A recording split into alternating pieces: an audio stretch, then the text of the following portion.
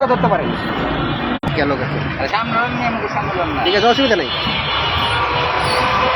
আমরা এখানে দেখতে পাচ্ছি একজন প্রতিবন্ধী লোক, উনি হার মানেনি, উনি কাজ করে, কোথাও হাত পাতে না। এটা আসলে সমাজের একটি আজব দৃষ্টান্ত যে উনি প্রতিবন্ধী হওয়ার পরেও কাজ করে খাচ্ছে। আপনি এখানে কতদিন যাবত কাজ করছেন? আমি এখানে আজকে 25 বছর ধরে কাজ করছেন। হ্যাঁ। আপনি কখনোই কারো কাছে হাত পাতেন নাই, আপনি শুধু কাজ করেন, হ্যাঁ। রিক্সা মেরামত করেন, হ্যাঁ, রিক্সা মেরামত করেন, সংসার চালান, ঠিক আছে। মাইকটা ওনার হাতে ধরেন, আপনি কষ্ট হইতেছেন না, ঠিক আছে। আপনি প্রতিদিন কত টাকা আয় করেন? প্রতিদিন না না, প্রত্যেক দিন কয় টাকা ইনকাম হয় আপনার? প্রতিদিন হ্যাঁ, 300, 400, 500। এটাতে আপনি মোটামুটি চলতে পারেন। হ্যাঁ। আপনি রিক্সাগুলি খুব ভালো মেরামত করতে পারেন না? এটা একটু দেখেন তো মেরামত করা। মাইকলন এটা একটু ধরেন তো, দেখি, দেখাই, সমাজ দেখুক।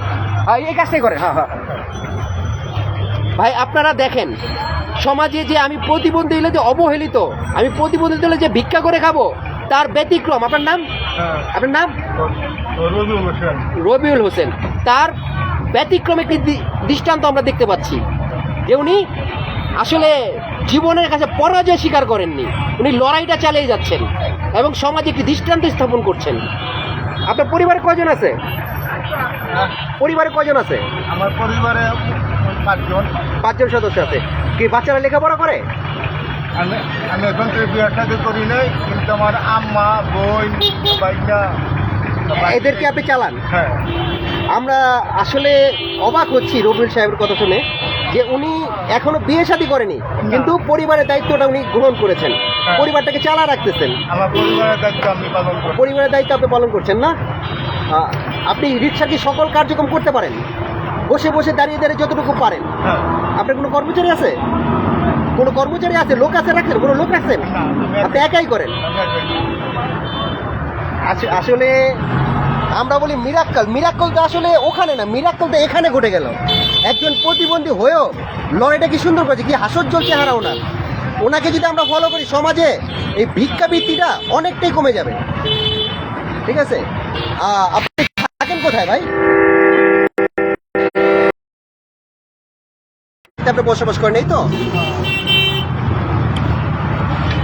যাক, বাসা কি নিজের না ভাড়া দেন? বাসা ভাড়া নিজের না ভাড়া দেন? ভাড়া থাকেন না। কত টাকা ভাড়া দেন মাসে?